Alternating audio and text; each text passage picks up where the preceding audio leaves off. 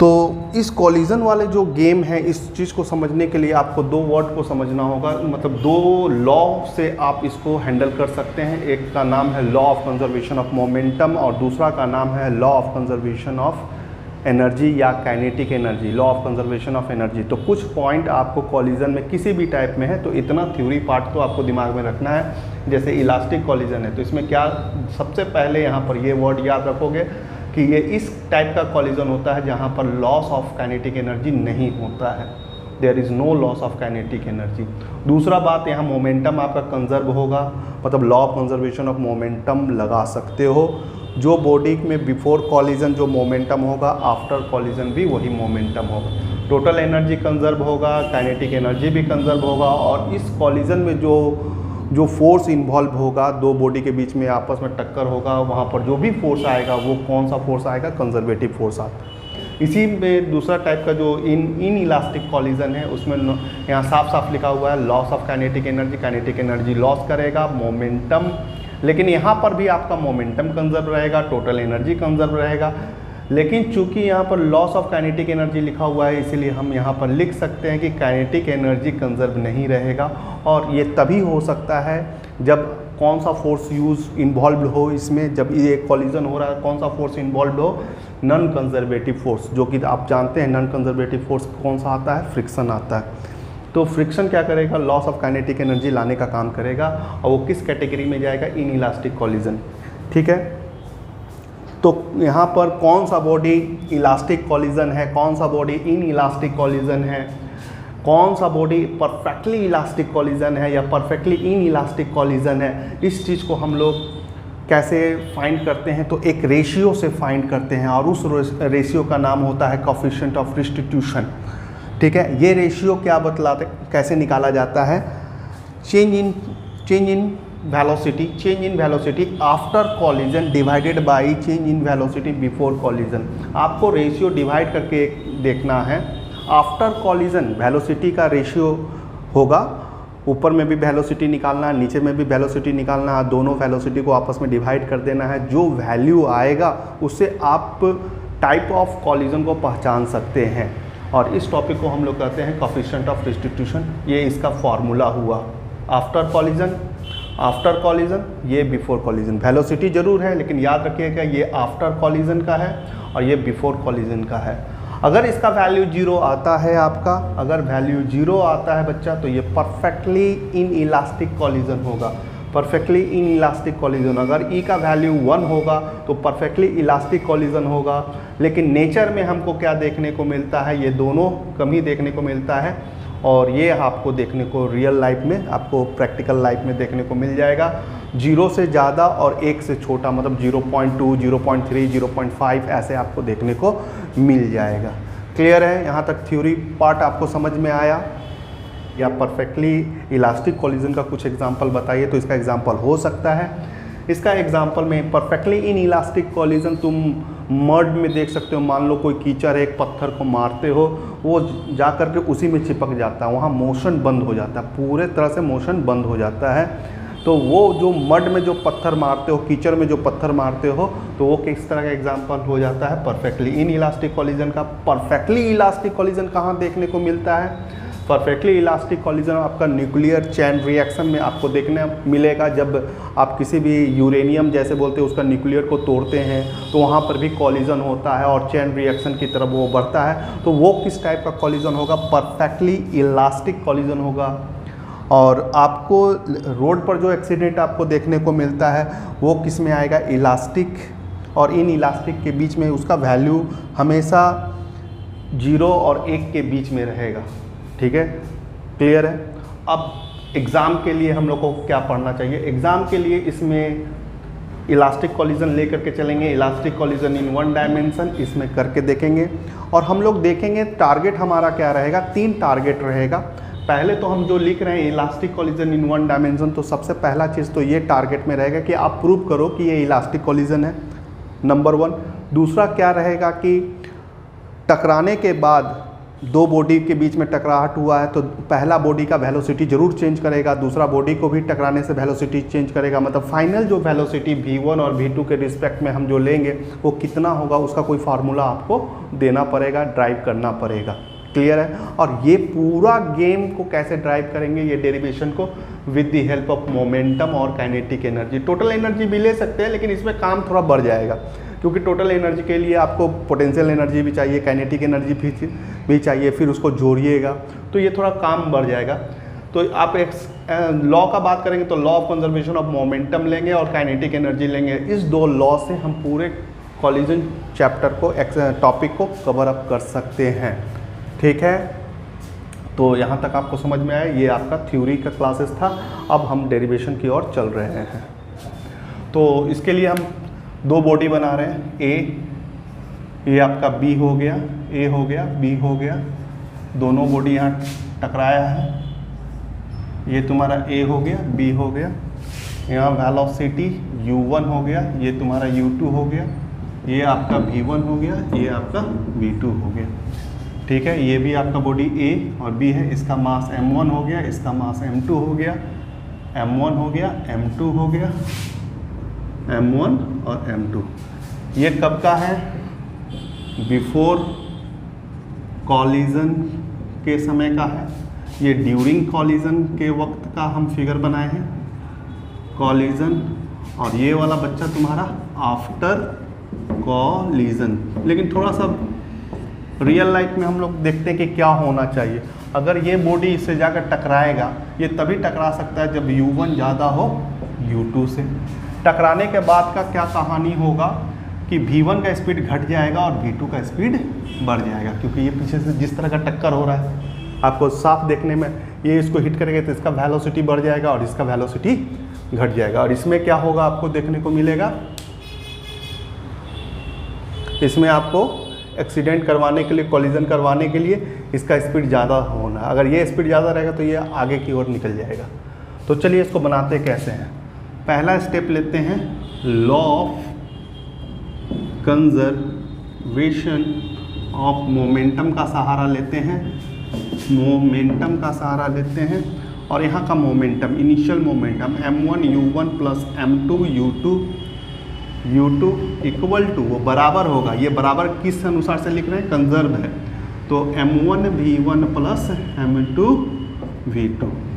दूसरा काम क्या करेंगे, m1 और m2 को एक तरफ कर लेंगे, जैसे m1 u1 minus m1 v1 equal to m2 v2 minus m2 u2। ठीक है, यहाँ से m1 बच्चा कॉमन निकाल लोगे, u1 माइनस v1, और यहाँ पर m2 को कॉमन निकालोगे, v2 माइनस u2, और इसका इक्वेशन 1 मान दोगे। इजी है। फिर दूसरा लॉ का सहारा लोगे। दूसरा लॉ क्या होगा? Law of conservation of kinetic energy. Kinetic energy भी इलास्टिक कॉलिजन में कंजर्व रहता है, तो यहाँ का काइनेटिक एनर्जी निकालेंगे, हाफ m1 u1 का स्क्वायर हाफ m2 u2 का square equal to half m1 v1 का स्क्वायर हाफ m2 v2 का स्क्वायर। इजी है, हाफ को कॉमन लेके आप काट सकते हो।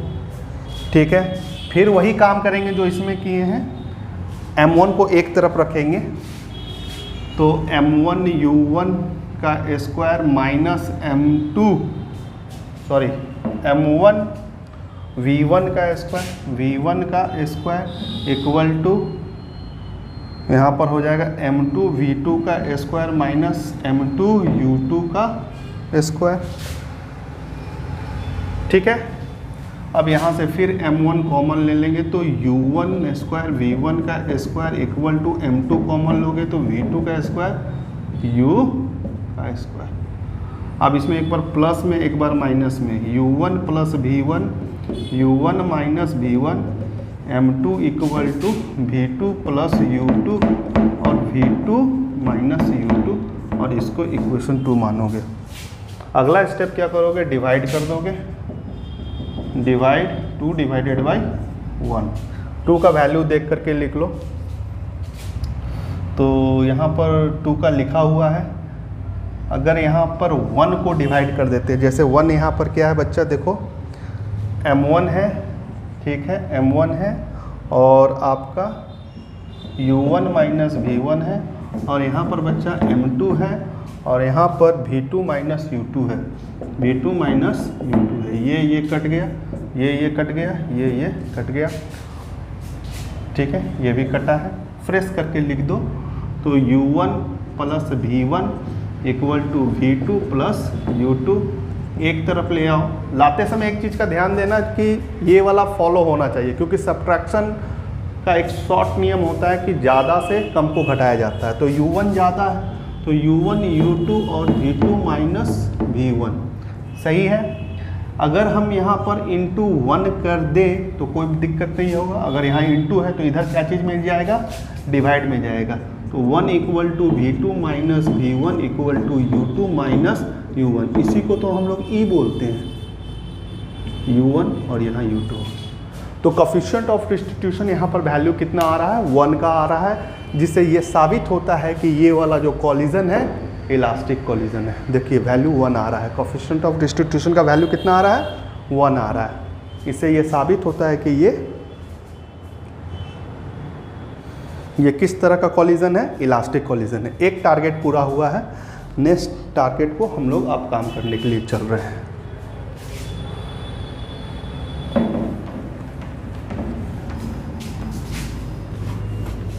अगर आपको,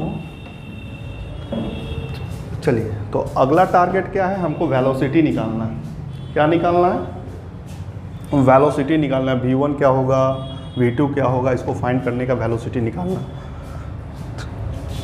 तो कैसे करोगे, स्टार्टिंग कोफिशिएंट ऑफ डिस्ट्रीब्यूशन का फॉर्मूला से ही करोगे। उसका वैल्यू कितना आया था, v2 minus v1 u1 minus u2, जो कि 1 आया था क्योंकि इलास्टिक कॉलिजन है।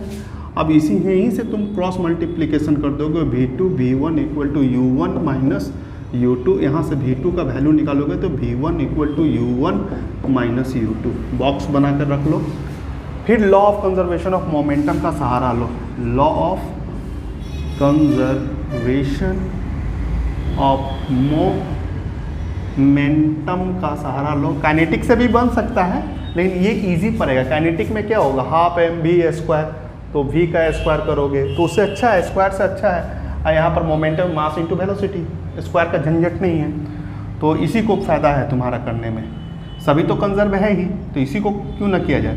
तो इसका मोमेंटम क्या था, m1 u1, ठीक है। उसके बाद m2 u2 इक्वल टू कितना है, m1 v1 plus m2 v2। अब तो v2 का वैल्यू तुम जानते हो, इसको सिर्फ पुट कर देना है। तो m1 u1 plus m2 u2, m1 v1 plus m2, और v2 के जगह पर कितना हो जाएगा बच्चा, v1 plus u1 minus u2। Multiply करके मल्टीप्लाई कीजिए, जैसे m1 हो गया, u1 हो गया, प्लस m2 हो गया, u2 हो गया, इक्वल टू m1 v1। अब यहाँ मल्टीप्लाई कीजिएगा, m2 v1 फिर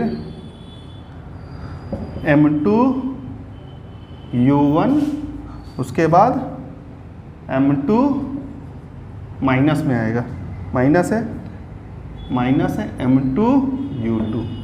अब देखिए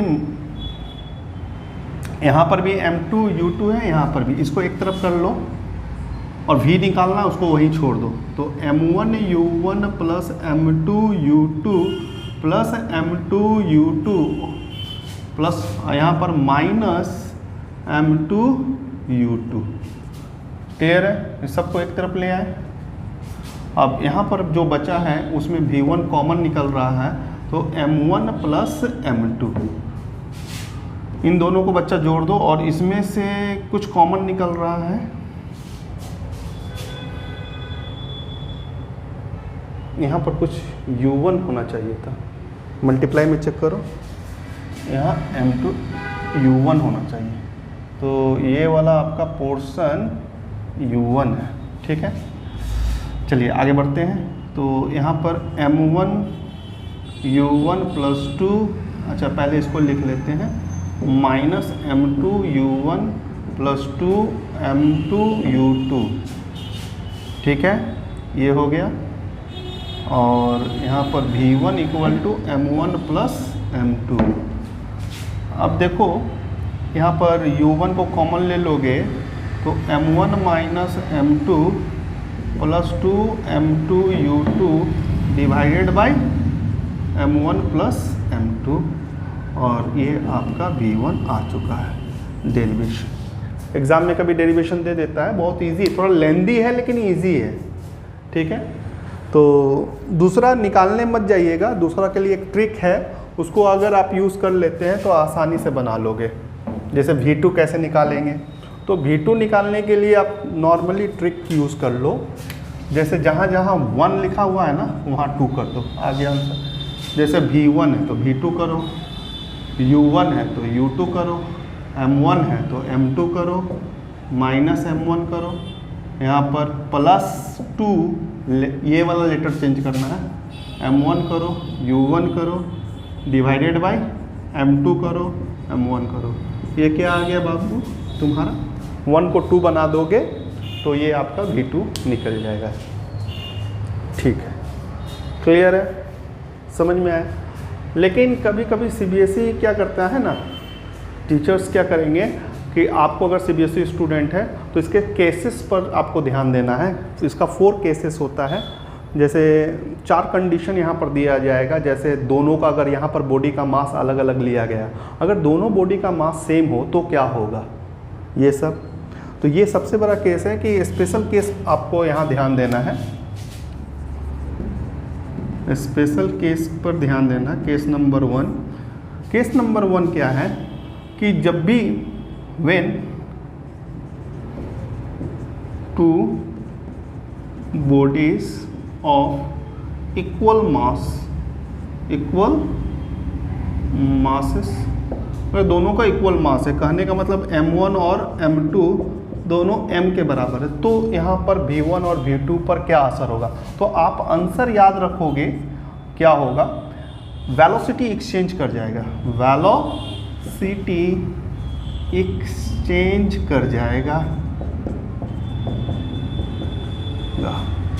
जैसे मान लो ये 60 है, ये 40 है, टकराने के बाद होगा क्या, ये ए बॉडी का कितना इनिशियल था 60, और बी का ये तो एक्सचेंज कर लेगा, ये 40 हो जाएगा, ये 60 हो जाएगा, ये होगा।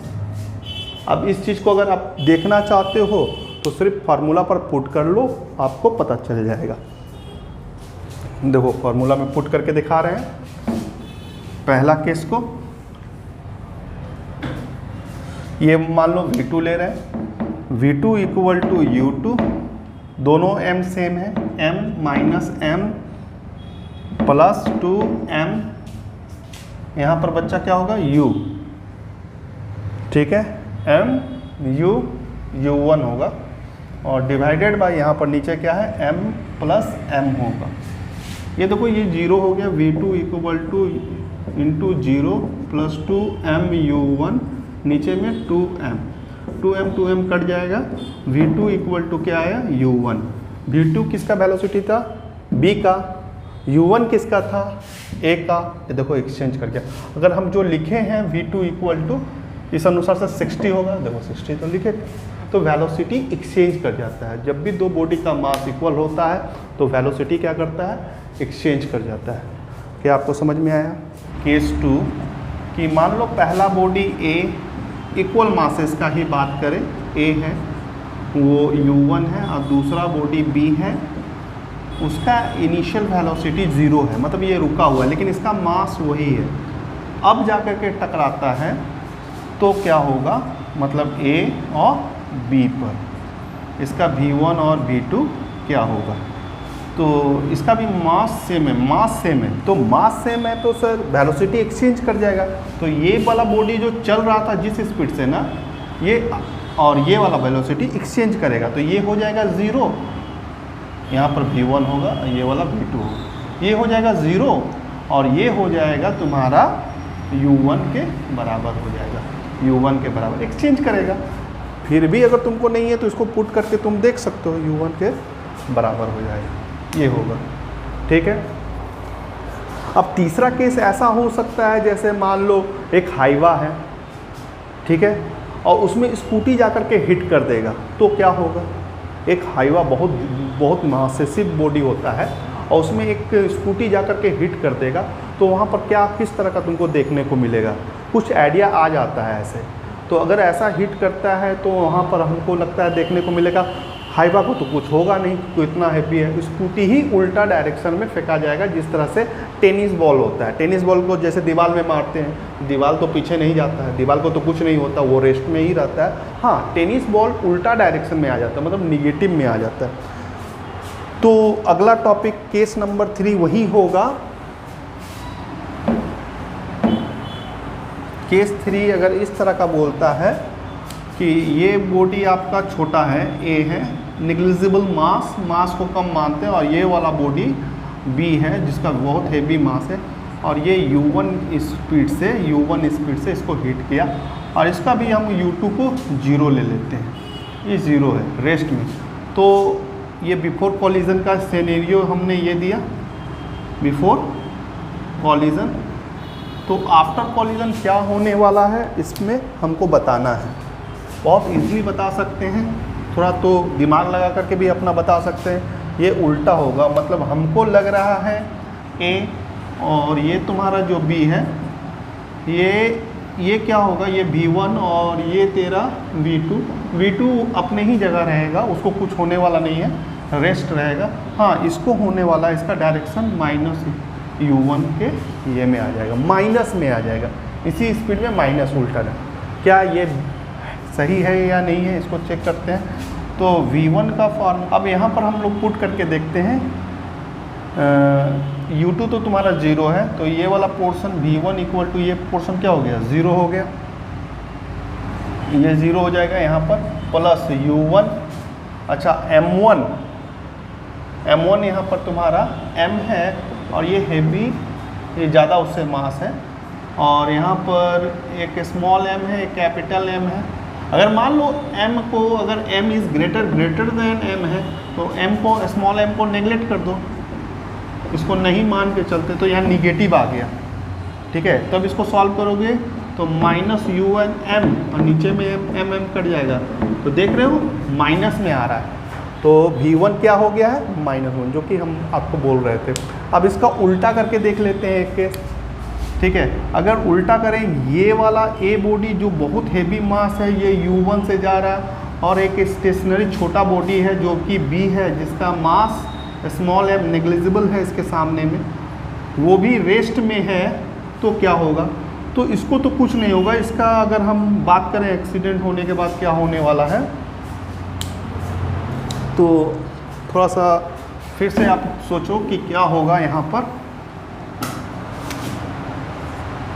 तो सर A और ये आपका B, A और B, अगर ये बहुत हेवी मास है सर, ये हेवी मास है, इसको जा कर के हिट कर देता है u1 से, तो इसका V1 पर तो कोई असर नहीं होगा, वो u1 के ही स्पीड में रहेगा। लेकिन इसका सर V2 जो रुका हुआ था, ये दुगना स्पीड के, इसके डबल स्पीड से ये जाएगा, डबल स्पीड से ये फेंकाएगा। मतलब स्कूटी डबल स्पीड से, अगर 60 में चल रहा था स्कूटी, या ये ट्रक तुम्हारा 60 में था, तो वो 120 में फेंकाएगा, ऐसा है, ठीक है। तो ये देखने को क्या इस चीज़ को प्रूव किया जा सकता है। यहाँ पर तुम्हारा u2 अगेन 0 है, तो ये पोर्शन तो 0 हो गया, 2m1 u1 डिवाइडेड बाय फिर m और प्लस कैपिटल M। यहाँ m1 क्या हो जाएगा, कैपिटल M। इसको नेगलेक्ट करके देखोगे, ठीक है, तो ये मास को अगर नेगलेक्ट करके देखोगे स्मॉल m को, तो ये कट जाएगा, और ये v2 तुम्हारा क्या आ रहा है, 2u1 के आ रहा है, जो हम बोले थे कि डबल स्पीड से चला जाएगा। क्लियर है। तो ये 4 कंडीशन को दिमाग में रखोगे। पहला कंडीशन क्या रहेगा, इक्वल मासेस का 2 कंडीशन रहेगा, इक्वल मासेस का 2 कंडीशन रहेगा, और दूसरा कंडीशन क्या रहेगा, एक हेवी मासेस और लाइटर बॉडी के बीच में कॉलिजन करवा कर देखेगा, उसका 2 केसेस रहेगा। एक बार हेवी बॉडी हिट करेगा, एक बार लाइटर बॉडी हिट करेगा, तो क्या होगा, इस पर आपको दिमाग रखना है, ठीक है, क्लियर है।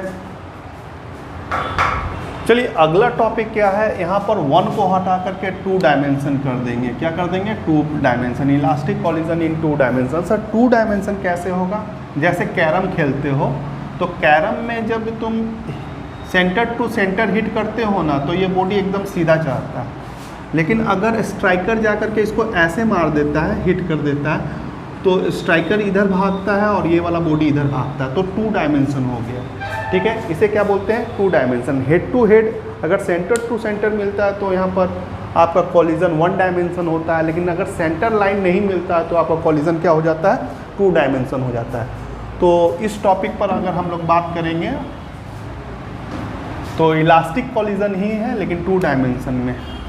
मान लो ये बॉडी A है, ये वाला बॉडी B है, इसका मास अगर मान लो m1 है, इसका मास m2 है, इसका u1 है, और u2 को कुछ देर के लिए रखो, शांति रखो, जाके हीट कॉलिजन करवा देना है। हिट इसको लिखोगे भी तो ज़्यादा चेंजिंग नहीं होगा, डेरिवेशन में ये टर्म आ जाएगा। ठीक है, थोड़ा सा हल्का हो जाएगा, डेरिवेशन थोड़ा छोटा हो जाएगा, लेकिन असर कुछ नहीं पड़ेगा। तो इसको जा करके ये हिट करता है, ये बिफोर कॉलिजन का कंडीशन है। आफ्टर कॉलिजन यहाँ पर क्या होगा, अगर ये लाइन मैच नहीं करेगा तो इस पॉइंट से ये वाला बॉडी इधर भाग जाएगा और एक बॉडी इधर भाग जाए। मान लो ये A बॉडी है, ये तुम्हारा B बॉडी है। इस पॉइंट से अगर लाइन देखेंगे तो इसको मान लो थीटा है, ये तुम्हारा फाई है, इस बॉडी का मास m1 है, इस बॉडी का मास m2 है, ये तुम्हारा x एक्सिस है और ये तुम्हारा y और y डैश है। बस प्लेन में होता क्या है, रिजॉल्व कर दोगे। यहाँ का वेलोसिटी टकराने के बाद v1 है, यहाँ का वेलोसिटी v2 है। इसको रिजॉल्व करोगे बच्चा तो v1 cos थीटा हो जाएगा और यहाँ पर v1 sin थीटा हो जाएगा। यहाँ पर v2 cos फाई हो जाएगा, यहाँ पर v2 sin फाई हो जाएगा। क्लियर है? एक एंगल फाई है, एक एंगल थीटा। इसके बाद ये दोनों लाइन पर ध्यान मत देना, इसका रिजॉल्व हो चुका है। ठीक है, अगेन क्या करेंगे? Law of conservation of momentum लगाएंगे। Law of conservation of momentum लगाएंगे। मोमेंटम में क्या होगा, यहाँ initial momentum m1 u1 plus m2 u2 equal to, अब यहाँ पर आपको ध्यान देना होगा, 2 एक्सिस का बात हो रहा है तो अलोंग एक्स एक्सिस का बात कर रहे हैं अभी हम, एक्स एक्सिस।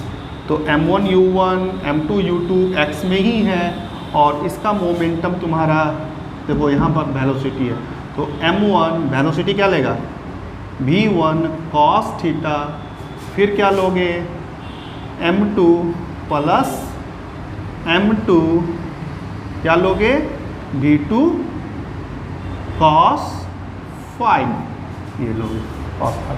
अब देखो ये इससे एक तुमको इक्वेशन मिल जाता है, और इक्वेशन का काम क्या होता है, लीनियर इक्वेशन। क्यों मैथ में इक्वेशन पढ़ाया जाता है? Linear equation 1 variable 2 variable quadratic equation. Equation तुमको अननोन वैल्यू को निकालने में मदद करता है।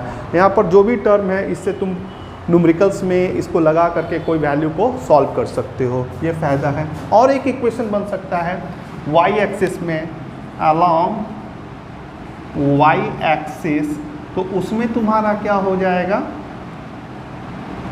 इधर तो सर x में ही है, y में तो है नहीं, तो इनिशियल तो तुम्हारा 0 हो जाएगा, और यहाँ पर y एक्सिस में हो जाएगा m1, उसका वेलोसिटी v1 साइन, क्या लिखोगे, sine theta plus m2 v2 sine phi. ये एक इक्वेशन मिल गई। ठीक है, ये भी तुमको इक्वेशन निकाल करके सॉल्विंग करने में आपको मदद करता है। क्लियर है? यहाँ तक समझ में आया? ठीक है, तो काइनेटिक एनर्जी पर भी बात कर लो, क्योंकि वो भी लॉ इलास्टिक है तो वो भी कंजर्व होगा। लेकिन काइनेटिक एनर्जी पर एक चीज़ ध्यान देना कि वो स्केलर क्वांटिटी है, वहाँ अलोंग एक्स एक्सिस और वाई एक्सिस नहीं करना।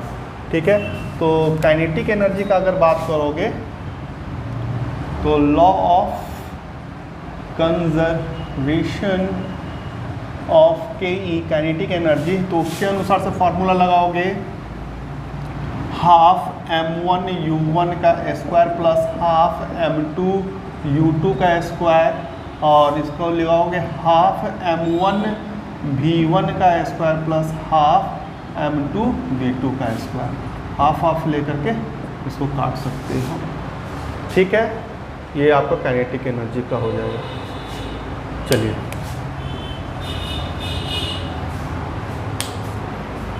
अब हम लोग अगला जो आखिरी टॉपिक करने वाले हैं कॉलिजन में, इन इलास्टिक कॉलिजन के बारे में थोड़ा सा देखना है। इन इलास्टिक कॉलिजन, और इन इलास्टिक कॉलिजन का सबसे पंच वर्ड क्या होता है कि इसमें लॉस ऑफ काइनेटिक एनर्जी होता है। तो क्या आप ये प्रूव कर सकते हो?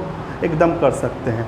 तो हम लोग हेडिंग लिखेंगे in elastic collision one dimension में लिखेंगे। क्या देखेंगे? वन डायमेंशन में देखेंगे। तो हेडिंग में थोड़ा बहुत चेंजिंग करेंगे, यहाँ इन लगा देते हैं, इन इलास्टिक कॉलिजन, और 2 के जगह पर अगेन 1 करते हैं। प्रूव करना है लॉस ऑफ काइनेटिक एनर्जी को प्रूव करना है।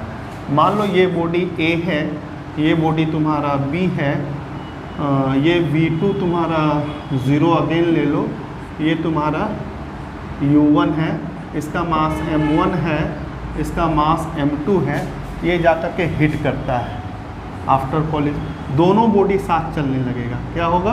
दोनों बॉडी A और B साथ चलने लगेगा विथ कॉमन वेलोसिटी से बनाना है M1 और M2।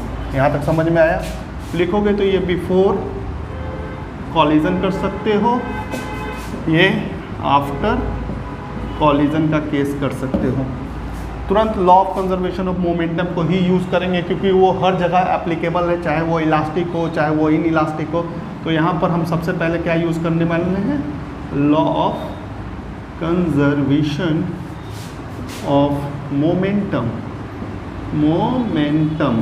तो बाबू यहाँ पर M1 हो गया, U1 हो गया, M2 हो गया, U2 हो गया, और यहाँ पर दोनों बॉडी कंबाइन करके देखेंगे तो M1 plus M2 equal to B हो गया। ये कॉमन वेलोसिटी तुमको बहुत काम आएगा, इसको निकाल लो। तो M1 हो गया, M2 हो गया, U2 हो गया divided by M1 plus M2 हो गया। ये क्या निकला है? आपका कॉमन वेलोसिटी निकल गया है। कोई दिक्कत यहाँ तक? कौन सा लॉ लगाए हैं? Law of conservation. एक लॉ और लगा सकते हैं क्योंकि हमको मेन टारगेट क्या प्रूव करना है? Loss of kinetic energy. चलिए, तो लॉस ऑफ काइनेटिक एनर्जी को कैसे प्रूव करेंगे? हम मान के चलते हैं कि kinetic initial kinetic energy minus final kinetic energy. Answer क्या आएगा? अगर पॉजिटिव आएगा तो ये क्या है? सही है, टेस्ट सही है, मतलब हाँ लॉस हुआ है। क्योंकि देखो इसको सिंपल तरीके से अगर +5 है -3 है तो आंसर क्या आएगा? +2। इसका मतलब इनिशियल ज़्यादा था और ये कम था, तभी तो आंसर प्लस आ रहा है। अगर मान लो यही कम रहता और आंसर निगेटिव आ जाता, इसका मतलब ये गलत है। तो तुमको यहाँ पर क्या चेक करना है? पॉजिटिव और निगेटिव को चेक करना है। अगर पॉजिटिव आ रहा है तो इसका क्या मतलब है कि इनिशियल वेलोसिटी ज़्यादा है, ठीक है। अगर निगेटिव आ गया तो लॉस ऑफ काइनेटिक एनर्जी वाला बात जो है वो गलत है। तो इसको कैसे करते हैं हम लोग देखते हैं। मेन टारगेट यही रहेगा कि प्लस लाना है।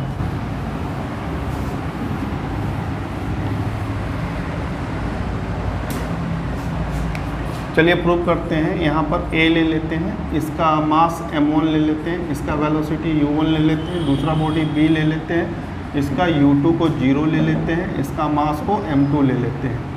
ये बिफोर कॉलिजन है और इसके बाद ये दोनों बॉडी सपोज कर लो साथ में ही जा रहा है, A और B, AB जिसका मास M1 है, M2 है, कॉमन वेलोसिटी भी ले लेते हैं, ठीक है। ये आफ्टर कॉलिजन दोनों साथ चल, आफ्टर कॉलिजन। अब यहाँ पर क्या करोगे? Law of conservation of momentum लगाओगे।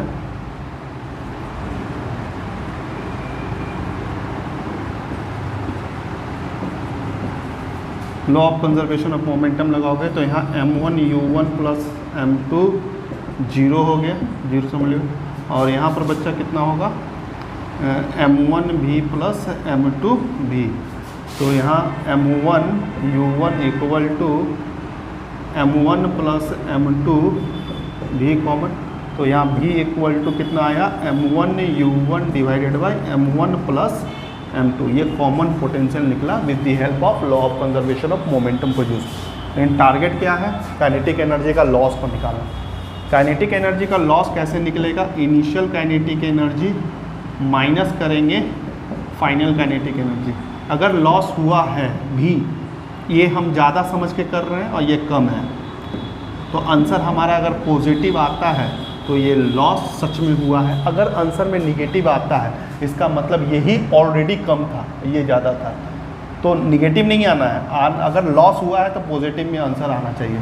तो इनिशियल काइनेटिक एनर्जी आपको निकालना है। तो इनिशियल वाला डिपार्टमेंट ये देखो, हाफ m1 u1 का स्क्वायर, दूसरा का 0 हो जाएगा क्योंकि यहाँ वेलोसिटी है ही नहीं। फिर क्या करोगे, फाइनल माइनस फाइनल, फाइनल का क्या करोगे, half m1 plus m2 v का square.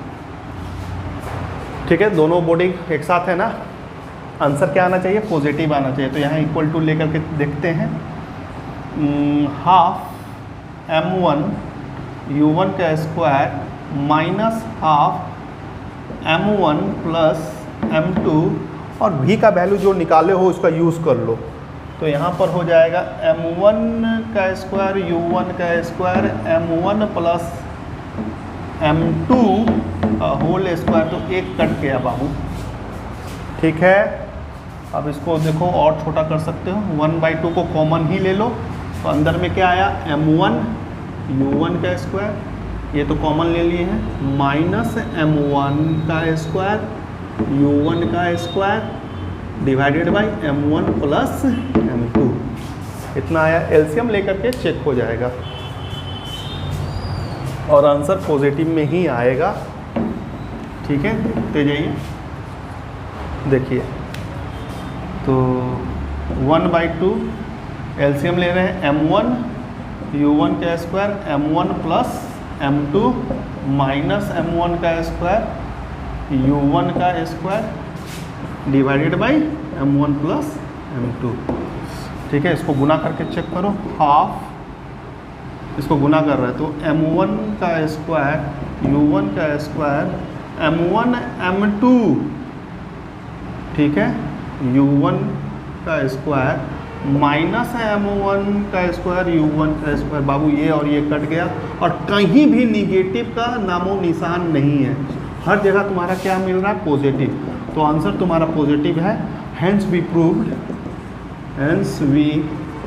Proved loss of K E kinetic हुआ है।